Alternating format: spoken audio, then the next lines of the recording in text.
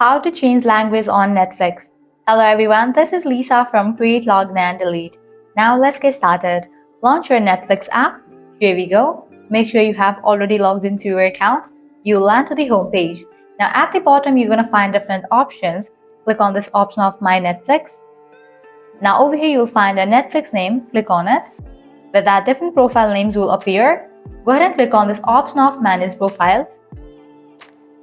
Now click on the profile for which you want to change the language. Just click on it. With that, different options will appear. You will land to the Edit Profile page. Now you have to navigate to the option of Display Language. Click on it. Now from this page, you are able to change the language. In this page, you're going to find tons of language options.